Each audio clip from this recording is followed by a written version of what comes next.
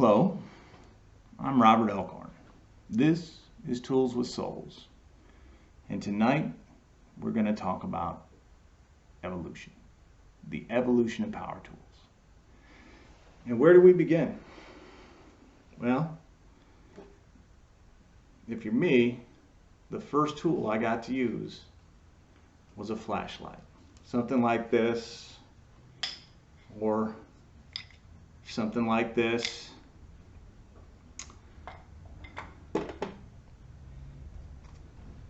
And yeah, that was my introduction to the tool world. I was my dad's personal flashlight holder. And when you're the youngest of 10 to be appointed to the flashlight holder, it means you're not ever going to get to see what's going on under the car. You just get to hold the flashlight and fetch the tools. But that's where it started for me, and that's where what I fell in love with. And when you go, well, it's a flashlight. So what? How has that evolved?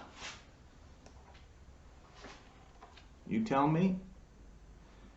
You go from a flashlight with a dim, small beam to a wide beam LED that'll run longer, is brighter, is adjustable, has more articulation to it, can be set down, put on a tripod, hung up. Some of them got rafter hooks.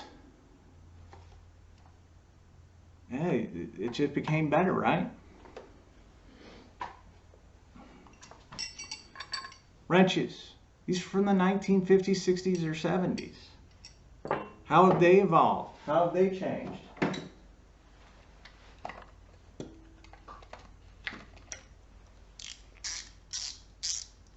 They ratchet now. You're more efficient when you're working with them. You can put your wrench on a nut, go to town. You don't have to take it off. You don't have to adjust it. Even in a small area, you can still use it. You can still get torque on them. Now, you still use these guys because they work. But it's an evolution. It's small incremental changes over a period of time that make one more efficient on their job or better to handle the environment. Right? Screwdrivers, still use them. Still have them. As a matter of fact, if you had a granddad or a dad, depending on your demographics, probably had this exact same screwdriver somewhere around the house. How have they evolved? They became this. They became this. You know, things you couldn't do with a screwdriver back in the day. Even things you couldn't do with a drill. Hey, could you do this with a drill, a 3/4 inch spattle bit? I don't know. I never saw anybody try back in the day.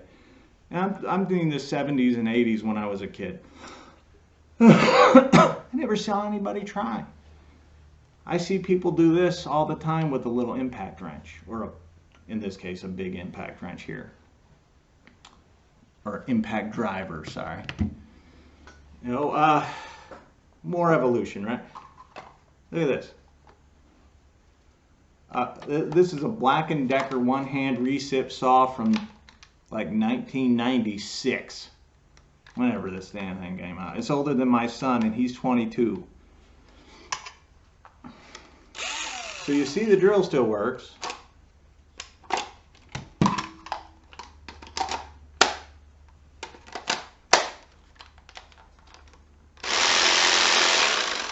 That still works too. And it's giving way to hot doggone it. Giving way to the bigger recip saws. We still have we have a great one-hand recip saws today that would blow this thing out of the water all day. Even the worst one-handed recip saw on the market today is probably going to outperform this on every single cut, no matter how small.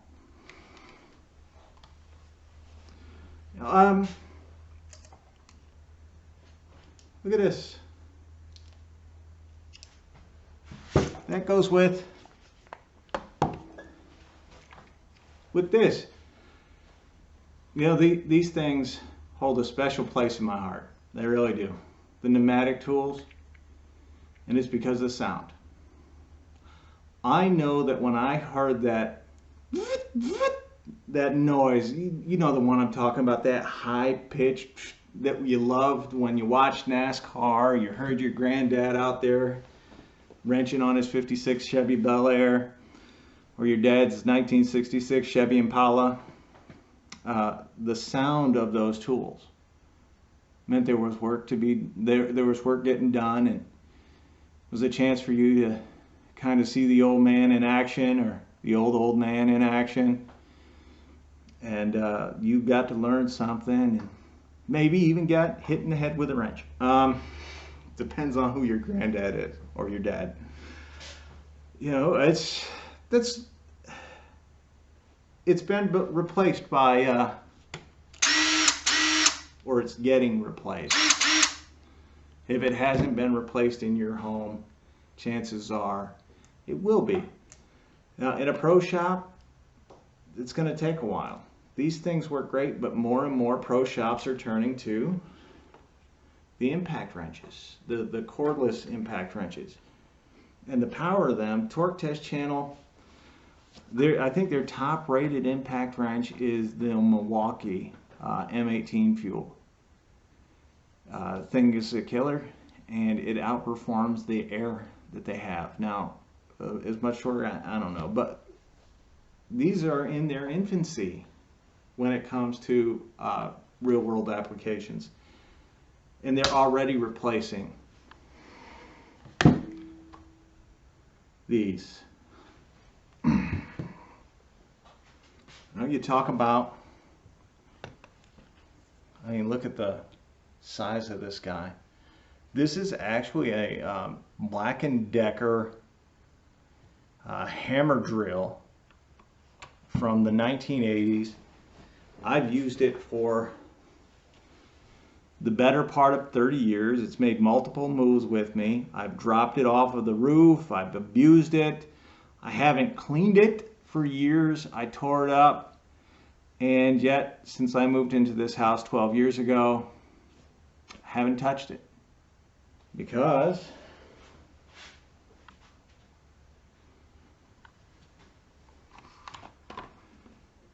we've got better, lighter, more powerful tools out there now.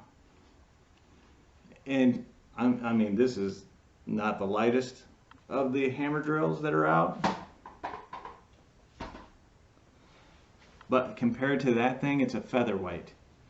I mean, this thing probably weighs 15 pounds. And it's got a cord, so that limits you. So you got to carry cord weight too. You know, it's...